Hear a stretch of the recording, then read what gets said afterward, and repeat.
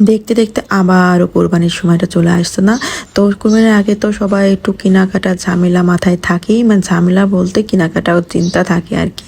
তো সকালে আমরা আজকে বসে পড়ছি। আসসালামু আলাইকুম, কেমন আছেন সবাই? সবাইকে ভালো আছেন। তো বাবুকে নিয়ে নাস্তা করতে, আর ওর না একটু অভ্যাস হয়ে গেছে এখন টেবিলে বসে নাস্তা করার। মানে ওই যে আমার সাথে সবসময় বসে বসে আর ওর অভ্যাস হয়ে গেছে, নানি বাড়ি আরও বেশি অভ্যাস হয়ে গেছে। তো আমার ছেলেটা যা একটু অভ্যাস, ডিমের কুসুমটা একটু ফুটো করে খেতে ওর ভীষণ ভালো লাগে। পুরোটা তো খেতে পারে না, কিন্তু ওই একটু আর কি, ওইটাই অনেক। তো বসে বসে খাচ্ছে। তো এখানে আবার ওই দেখলাম যে টেবিলে বসতে যে ওর কষ্ট হচ্ছে, তো নিচে আবার একটু বালিশ দিয়ে দিলাম যাতে করে ওর সুবিধা হয় বসা।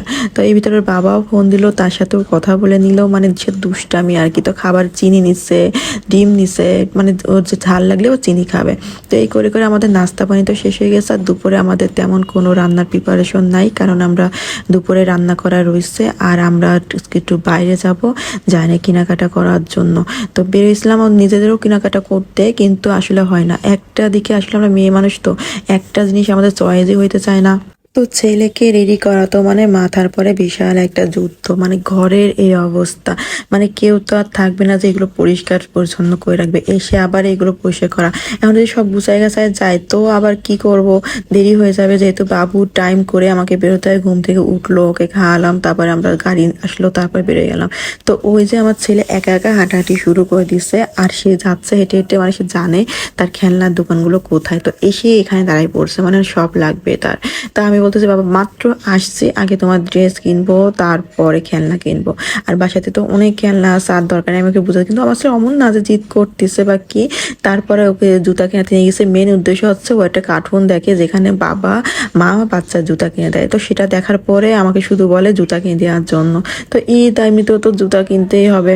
তো চলে গেলাম আগে ওর জুতো কিনতে। তো পরে পরে দেখতেছে তার পায়ে ঠিক আছে কিনা, তাকে মানাইছে কিনা।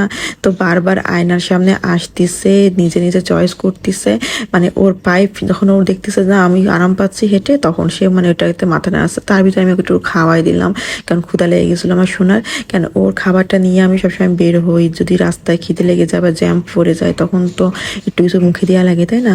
তো এই করতে করতে আমরা আবার বের হয়ে পড়লাম বাসার উদ্দেশ্যে। বেশি কিছু আর কেনাকাটা করতে পারিনি, যেহেতু রাত হয়ে গেছিলো। আর ও তো একটা গান পেয়েছে, ব্যাস শাকিব খানের নতুন গানটা, ব্যাস পুরো রাস্তায় ওইটা শুনতে শুনতে নাচতে নাচতে, মানে আমার ছেলে আর পারে না, একদম মানে জুম নাচ শুরু করছে সে। মানে ওকে দেখলেই তো আমি সুস্থ, তাই না? এদিকে আমি একটু কফি নিছিলাম, তো ওইটা আবার দেখলাম ও একটু খাবে। তো পরে ওভাবে আমি একটু অল্প করে দিচ্ছে আর কি, বাচ্চাদের তো কফি দিতে হয় না, কিন্তু ওই যে একটু মানে জিভরায় দিলাম আর কি, ওইটাই ওর কাছে ভালো লাগলো। তো পর আমরা জ্যামে একটু বসে থাকলাম। আমি আসলে একদম অসুস্থ হয়ে গেছিলাম জার্নি করে, কেন কেন জানি আমার একদম খারাপ লাগছিল। বাসায় এসে আমি আবার বমি করে দিছি।